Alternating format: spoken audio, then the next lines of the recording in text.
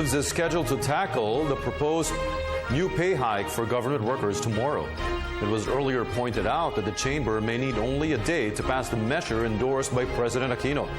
More of this report from Freddie Abando. The House is expected to pass the proposed 2015 salary standardization bill without any major hitches, only minor concerns to be raised by the minority in the House. The House Committee on Appropriations, chaired by Congressman Isidro Ungab, will tackle House Bill 6268, or the Salary Standardization Act, for its approval in the morning and submitted to plenary for its final consideration and passage on second and third reading in the afternoon. Its implementation will cover 4 years. It will cost 228.5 billion pesos to benefit 1.5 government personnel. It starts January 1st, 2016. 58 billion pesos has been allocated for next year's national budget. We are the people who are making it go. We're the ones who are making it possible. And not a single one of us is going to receive. Not a single sitting congressman or senator is going to benefit from that law. Correct ba ko, Professor? Yes, sir. Salary hikes or standardization will surely benefit our suffering people. Talagang nahihirapan ang ating mamamayan. It's a big giant step para makasabay yung mga government employees sa private sector employees. Palagay ko, pag tuloy-tuloy ang daang matuwid, darating yung panahon na magpapantay na yung salary rates ng government at private employees. At ito yung first giant step towards that goal. 2015 SSL will cover 33 salary grades. The president will receive the highest pay in 4 years. The lowest salary grade of 19,000 pesos will increase to 11,068 pesos. All salary grades from 1 to 7, 21 to 25 will bring the salaries of state workers close to what the private sector employees are being paid.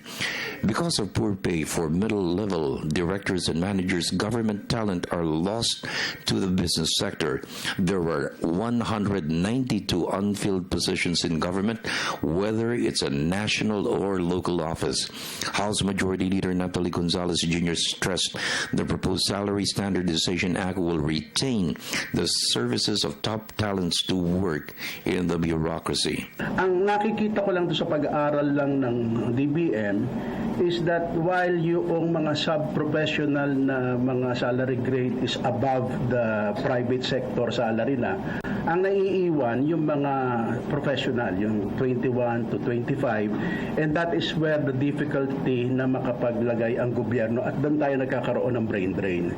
At maraming mga unfilled positions for that salary grade, katulad ng mga lawyers, mga director, etc., mga engineer, because walang takers noong salary dahil even after the application of the first SSL, ang naiiwan para rin ng private market na by almost halos doble ang ang sweldo sa private, samantalang sila naiiwan, kaya hindi makapag-fill at naglalaya tuloy sa go. Iyon ang mga tina-target basically.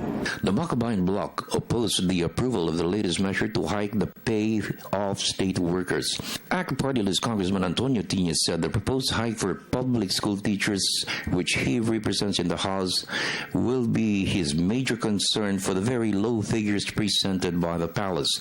There are 600,000 public school teachers.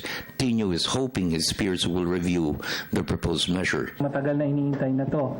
Unfortunately, nung pinag-aralan natin yung increases, talagang dihado ang mayorya ng mga government employees.